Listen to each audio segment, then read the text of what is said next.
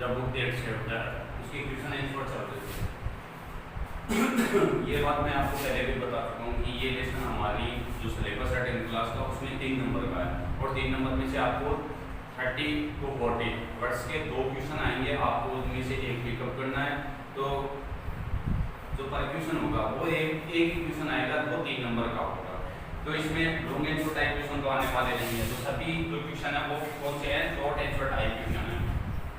अगला क्वेश्चन देखो,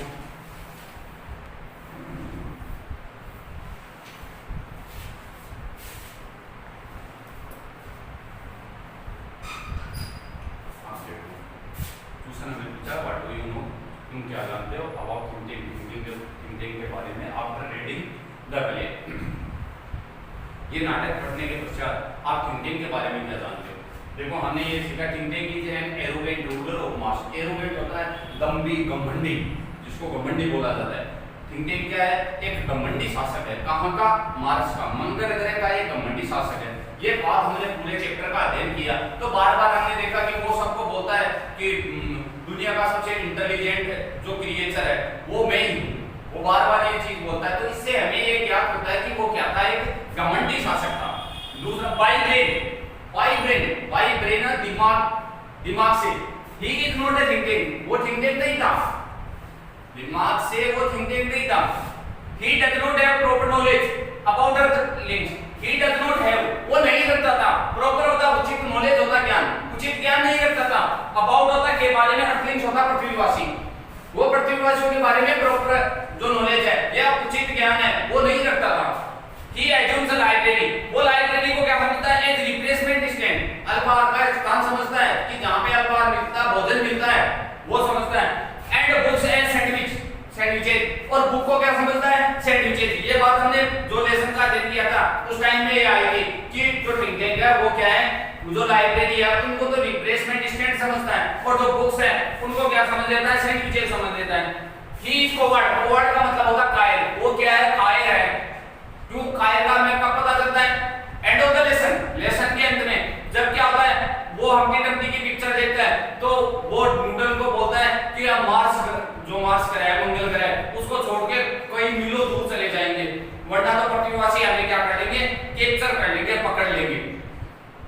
He is afraid of the transcription of the third rhyme of the book. वो third rhyme थी जो book की मदर उसकी, उसका वर्णन करने से या अनुवादित करने से वो क्या करता है, डरता है। उसका अनुवाद होता है तब वो क्या करता है, डर जाता है, क्योंकि उसमें क्या आती है, हम्प्टी डम्प्टी की पिक्चर आती है।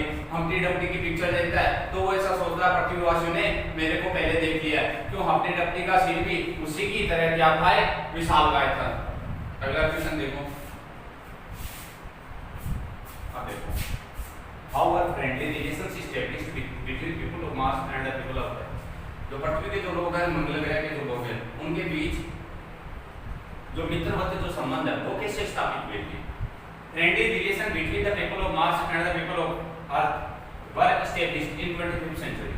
जो पृथ्वी के जो लोग हैं तथा मंगल ग्रह के जो लोग हैं उनके बीच मित्रवत जो संबंध है वो 25वीं शताब्दी में स्थापित हुए थे। The wise and wonderful noodle had become the ruler of Mars. जब जो नूडल था, नूडल कौन था, अप्रेंटिस था, वो क्या बन गया था, बुद्धिमान तथा आश्चर्यजनक जो नूडल था वो मार्स का क्या बन गया था, शासक बन गया था। Earthlings resume the contact with Martians. Resume होता है स्थापित करना, कांटेक्ट होता है संपर्क, विद मार्टिन्स होता है मंगल ग्रहवासी। मंगल ग्रहवासी है उनके साथ पृथ्वीवासियों ने क्या किए थे, संबंध स्थापित किए थे। अर्थलिंक्स टोल्ड, पृथ्वीवासियों ने सिखाया मार्टिन्स मंगल ग्रहवासियों को the difference between books and sandwiches. उनको क्या सिखाया था, जो बुक और जो सैंडविच है उनमें अंतर क्या होता है ये सिखाया था। उन्होंने स्थापित किया एक मॉडल लाइब्रेरी, एक लाइब्रेरी स्थापित की। कहां पे, इन मार्सोपोलिस, मंगल ग्रह है अर्थात मार्स में ये एक सिटी है मार्सोपोलिस, वहां पे उन्होंने क्या किया था, एक लाइब्रेरी स्थापित की थी।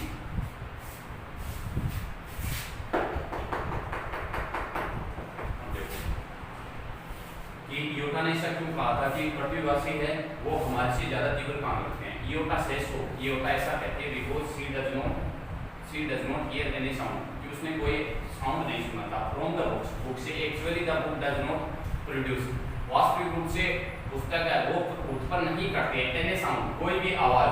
एंड इयोटा डेड नोट से, इयोटा डेड नोट का मतलब सांस नहीं होना, से होता कहने का। इयोटा के पास ऐसा कहने का सांस नहीं था एक्चुअली, वास्तविक रूप से to the ruler of the mass thinking, कि थिंकिंग को ऐसा कहने का उसके पास सांस नहीं था।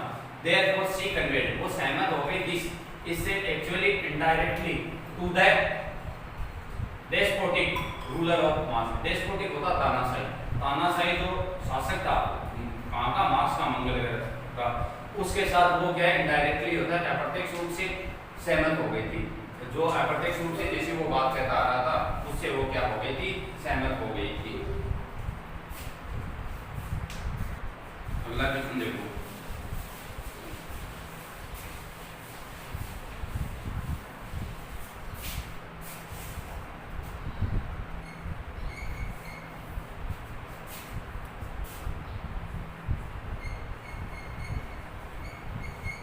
how does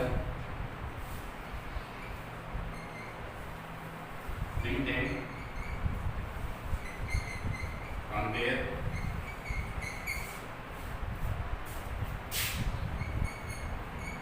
Earthlings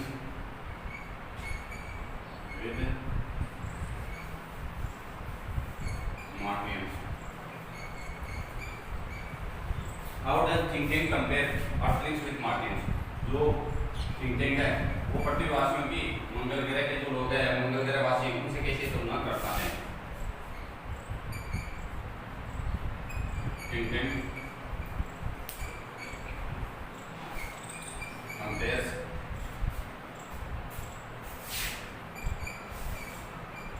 मार्टियंस with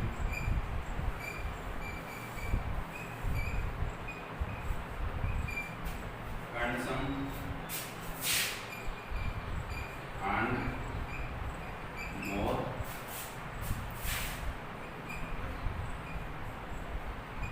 intelligent because of bigger balloon said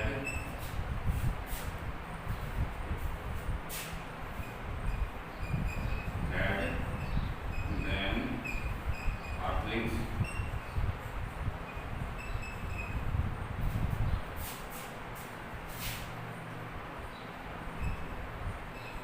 according to him.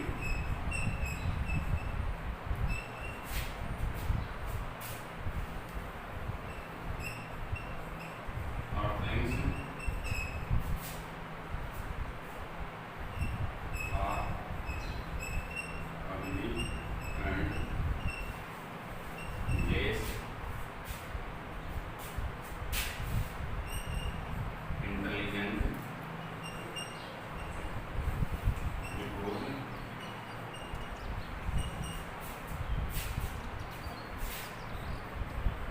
they have tiny heads.